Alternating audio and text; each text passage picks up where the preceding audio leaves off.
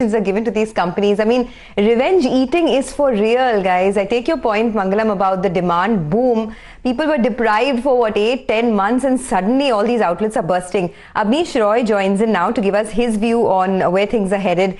Abneesh, first I want your view particularly on Jubilant FoodWorks, because this is a company that is evolving with times. You want healthy food, they're giving you plant protein pizzas. You want unhealthy food, they're giving you biryani. So, do you think that despite the run-up that we've seen in Jubilant FoodWorks, there's still more to go? Or are you starting to get a bit concerned about, say, valuations? So, market valuations across sector has gone up. Yes, liquidity has been one of the reasons. But coming to QSR, as you rightly said, because of the pandemic, there has been very good opportunity.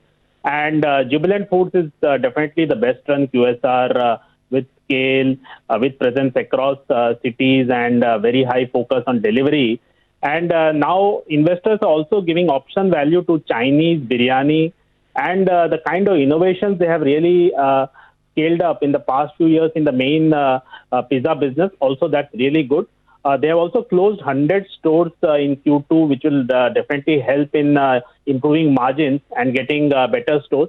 So, yes, I would say Titan and Jubilant in the retail space are slightly close to fair value.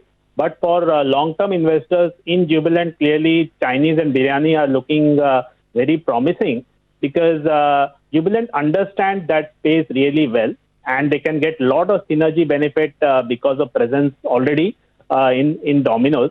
So I would say from a long-term perspective, Titan and Jubilant still can give 15% CAGR from here also in terms of the stock performance next 2 years. In terms of value currently, we see in V-Mart, we see in Trent and ABFRL. So what we are seeing is in terms of the apparel, clearly still value is there. QSR, jewelers, and even grocery retailers, I think some of those are looking fairly valued. We would be underweight on Avenue Supermart, but at current valuation, Trent, V-Mart, ABFRL are looking quite good, and we see decent upsides in these names from a 6 months to 12 months perspective. Okay. Abneesh, good morning. Do you track Tata Consumer? That's a stock which has been doing well once again. No, we don't cover it.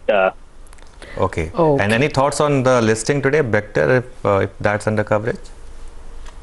So again, that's a play on, obviously we can't cover it because it's going to list today. But yes, it's a play on QSR, and then they also have a decent presence in North India and biscuits, and they do export. So it's somewhat getting the benefit of what has been seen in QSR space, and definitely consumption stocks also coming back. So I would expect most of these players to gain because of the QSR story, and also shift of the consumer to the branded consolidation, and as also e-commerce, which will definitely help many of these companies. All right. Abneesh Roy, pleasure having you with us. Have a great Christmas and a New Year. Thank you. Okay, that's the word from Abneesh on the QSRs in the retail space. Gurmeet, I wanted to squeeze in one more on this before we take our break. Avenue Supermart's 91 times, and Trent, for God's sake, 145 times. I am a Westside shopper. I even have a loyalty card. It's a very convenient store. But 145 times? I agree, Lata. Just doesn't make sense. Avenue.